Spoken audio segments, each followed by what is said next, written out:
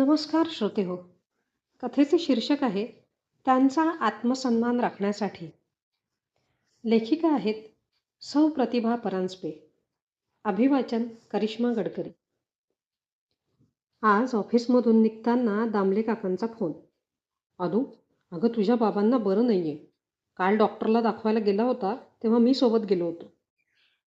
काय म्हणाले डॉक्टर? काय म्हणणार, एकटं राहणं सोपं नाही. पाय लटपटतात, कुठे पडलं तर. मग काय म्हणाले डॉक्टर? तेच आपलं टॉनिक, तेल मॉलिश वगैरे वगैरे. मी येते 1-2 दिवसात काका, बघते म्हणत तिने फोन ठेवला.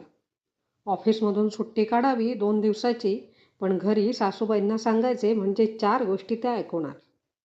घरी पोचल्यावर ती सरळ किचनमध्ये गेली व स्वयंपाकाला लागली. तिचे हात भरभर चपात्या लाटत होते, पण डोक्यात वेगळेच विचारचक्र चालू होते. तेवढ्यात कुकरची शिट्टी वाजली आणि आदिती भानावर आली. ओटावरून ती बाहेर आली. बाहेर सासूबाई मंदाताईंचे नणंद नीताशी फोनवरचे बोलणे तिच्या कानावर पडले. अगं तुझ्याकडे राहायला? नाही जमणार बाई. एखादा दिवस ठीक आहे, पण बरं नाही दिसत जावयाच्या घरी फार दिवस मुक्कामाला राहणं. तू नको काळजी करू. आहे मी आरामात इथे, स्वतःच्या हक्काच्या घरात आहे. माझी काळजी घ्यायला तुझा भाऊ आहे. आदितीच्या लक्षात येत होते, हे जोरात जोरात फोनवर बोलणं लेकी बोले सुने लागे चाललंय. मागे एकदा ती म्हणाली होती, बाबांना बरं नसतं, एकटे राहतात म्हणून काळजी वाटते. मी त्यांना म्हणते इथे राहायला या, पण त्याही वेळेस सासूबाईंचे हेच पालुपत. अगं बरोबरच आहे, जावयाच्या घरी राहायला संकोच वाटत असेल. ती काहीच न बोलता तिथून उठून आत गेलेली पाहून आनंदला त्या म्हणाल्या, ते इथे आले म्हणजे मला बाई संकोचल्यासारखं होईल. आपल्याच घरात पाहुणे असल्यासारखे वाटते. रात्री तिने आनंदला उद्या नागपूरला जात असल्याचे सांगितले. त्यावर तो काहीच बोलला नाही. आदितीला अपेक्षा होती आनंद म्हणेल, बाबांनी एकटे राहण्यापेक्षा इथेच यावे, पण तो नुसतं ठीक एवढंच बोलला.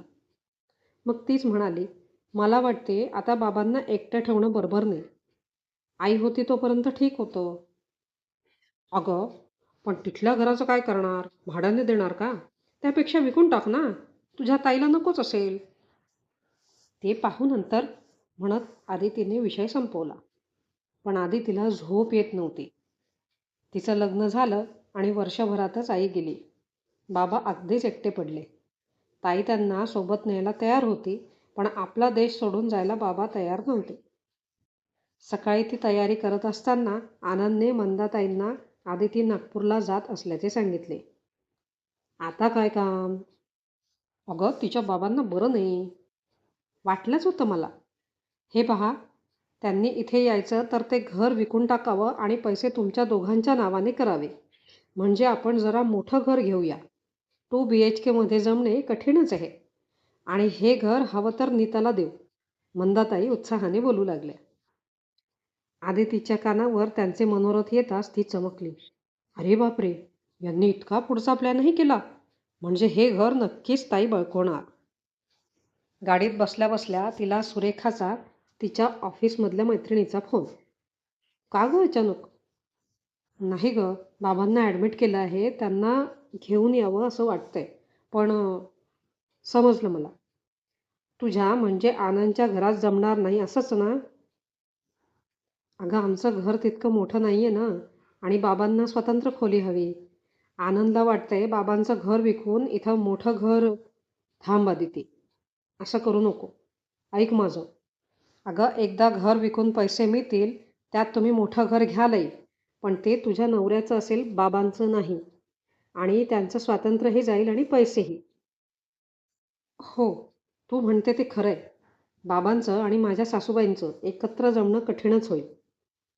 आणि त्या दोघांना सांभाळताना तुझे सँडविच होईल, सुरेखा म्हणाली. मी सांगते तसं कर. पहा तुला पटतंय का? म्हणून सुरेखाने तिला उपाय सांगितला. 4 दिवसांनी आदिती परत आली. तिला एकटीला पाहून मंदाताईंना मनातून आनंद झाला. वरवर सहानुभूती दाखवत त्या म्हणाल्या, कसे आहेत तुझे बाबा? तेवढ्यात आनंद आला. अरे वा, तू केव्हा आली? आणि बाबा? अरे हो, आणि घराचं काय केलं? घर विकलं.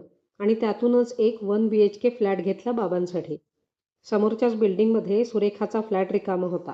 चांगला वेल फर्निश्ड आहे. काय?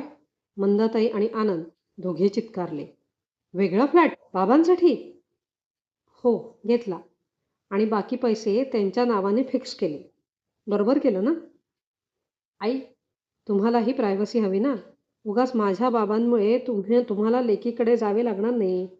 समोरच आहे त्यामुळे मी दिवसातून 2दा पाहून येईल. सर्व कामाला, स्वयंपाकाला बाई ठेवणार आहे. हे सर्व ऐकून आनंद आणि मंदाताईंचा जो मोठा फ्लॅट घेण्याचा प्लॅन होता तो पत्त्याच्या बंगल्याप्रमाणे कोसळला. आणि आपल्या शब्दात आपणच अडकलो हे कळताच मंदाताईंचा चेहरा साफ पडला. श्रोते हो, कथा आवडली असल्यास लाईक, कमेंट, शेअर आणि सबस्क्राईब जरूर करावे. धन्यवाद.